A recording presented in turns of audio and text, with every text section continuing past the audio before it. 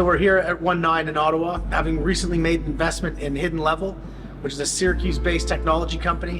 One of our value propositions is that we're invited into cap tables of American companies. Our networks north of the border within the national security space are pretty robust. And so we did a little technology showcase yesterday. We had some security end users in-house here in our space at ONE9. And Jeff Cole and Tim Graham from Hidden Level came up to brief the technology that they have in the company, which is pretty game-changing and revolutionary in the RF spectrum. Our business is focused around two things: enabling advanced air mobility, low-altitude airspace surveillance for the purposes of AAM, but then also selling hardware, kind of providing a next-generation minimum viable product to our defense users in a faster, more rapid acquisition methodology.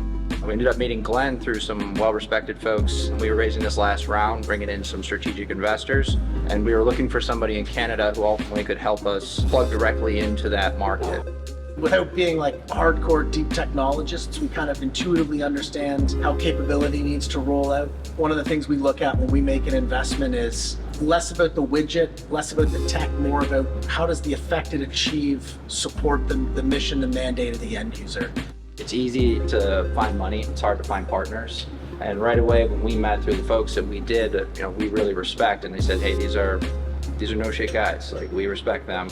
When you're making a partnership like this, getting an investment, it's not something that goes away tomorrow. It's something that's a part of the company, lives with the company. You want to know these are people that believe in what you're going to do and how they can support you. Again, there's an intuitive understanding that like these guys get it. What you're building resonates. The co-investors that you already had, the client base that you have, the impact you're already delivering resonated really well with us. And there's no shortage of opportunity given the world we're living in and how relevant and timely airspace management and understanding what's happening in the airspace around us is. So yeah, yes, buddy, we're good.